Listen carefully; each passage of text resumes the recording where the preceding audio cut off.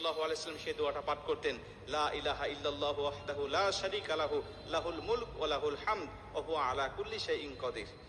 লা ইলাহা ইল্লাল্লাহু ওয়াহদাহু লা শারীকা লাহু লাহুল মুলক ওয়া লাহুল হামদ ওয়া হুয়া আলা কুল্লি শাইইন কাদির। নবীজি সাল্লাল্লাহু আলাইহি ওয়াসাল্লাম আরাফার দিনে এই দোয়াটা বেশি বেশি পাঠ করতেন। নবীজি বলছেন, আমার আগে সমস্ত নবীরাও এই দোয়াটা বেশি বেশি পাঠ করতেন এই আরাফার দিনে। অতএব আমরা যারা যাইনি আরাফার ময়দানে, আমরা নিজ নিজ দেশে থেকেও এই দোয়াটা আমরা পাঠ করতে পারি এবং আল্লাহ পাকের কাছে দোয়া করতে পারি। এই দোয়াটা পাঠ করে আমরা নিজ নিজ ভাষায় আমাদের যা চাওয়ার দরকার, আমাদের যা পাওয়ার দরকার, আল্লাহ পাকের কাছে সেগুলো আমরা চেয়ে নিতে পারি।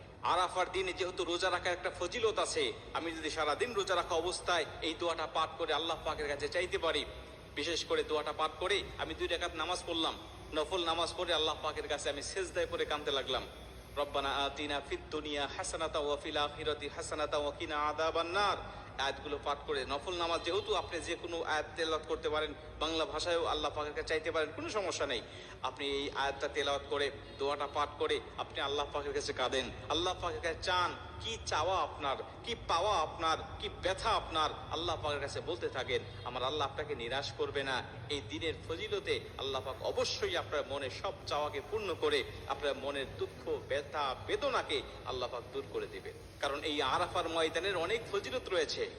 আরাফার ময়দানে আল্লাহ রাব্বুল আলামিন অনেক নিদর্শন দিয়েছেন। এই আরাফার দিনে পবিত্র কুরআনের শেষ আয়াতটাও নাজিল হয়েছিল,